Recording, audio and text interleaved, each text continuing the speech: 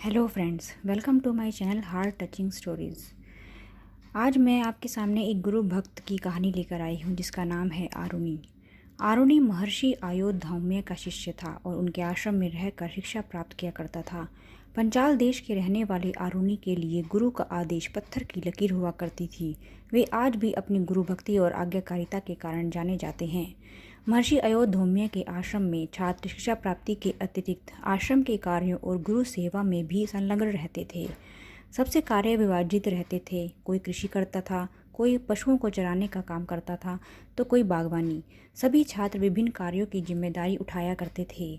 उन दिनों खेत में चावल की फसल बोई गई थी, जिसके लिए पानी की पर्याप्त मात्रा खेतों में एकत्रित होना अति आवश्यक था।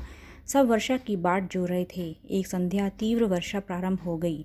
आश्रम के सभी शिष्य प्रसन्न थे कि चावल की कृषि के लिए पर्याप्त पानी की व्यवस्था हो जाएगी, किंतु महर्षि अयोध्या चिंतित थे। उन्हें भय था कि खेत की कमजोर मेड़ वर्षा की तीव्र बौछारों में टूट न जाए। ऐसा ही हुआ। खेत में पानी टिक नहीं पाएगा तो बिना पर्याप्त पानी की फसल भी बर्बाद हो जाएगी। शिष्यों में जब महर्षि अयोध्या के माथे पर चिंता की लकीरें देखी तो उन्होंने कारण पूछा।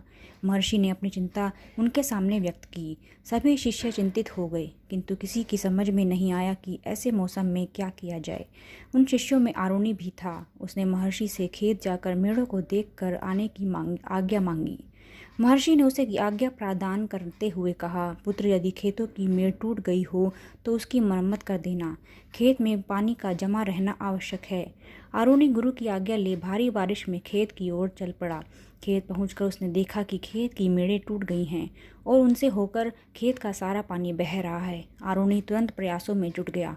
उसने खेत के 3 तरफ की मेड़ों की मरम्मत कर दी और वहां से बहता पानी रोक दिया, किंतु बहुत प्रयासों के बाद भी चौथे मेड़ की मरम्मत नहीं कर पाया। वह बार बार उस मेड़ में मिट्टी भरता, किंतु पानी के तीव्र प्रवाह के कारण वहां की मिट्टी बह जाती। बहुत प्रयासों के बाद भी जब उस मेड़ से पानी जाना बंद नहीं हुआ तो आरुणि उस मेड़ पर ही लेट गया।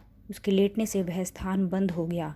वहां से पानी का बहाव रुक गया। आरुणि यूं ही सुबह तक बारिश में भीगता रहा और उस मेड़ पर ही लेटा रहा।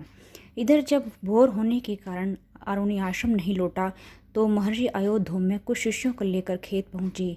वहां उन्होंने आरुणि को खेत की मेड़ पर लेटा हुआ पाया। वह पूरी तरह से भीग चुका था और उसका शरीर बुखार से तप रहा था। महर्षि ने उसे उठाया और गले से लगा लिया। साथ आए शिष्यों से कहकर उन्होंने खेत की मेड़ की मरम्मत करवाई। आरुणि की गुरु भक्ति देख महर्षि अयोध्या अत्यंत प्रसन्न हुए। उन्होंने उसे अपने परम शिष्यों में स्थान देते हुए तेजस्वी और दीर्घायु होने का आशीर्वाद दिया। तो ऐसी थी आरुणि की कहानी।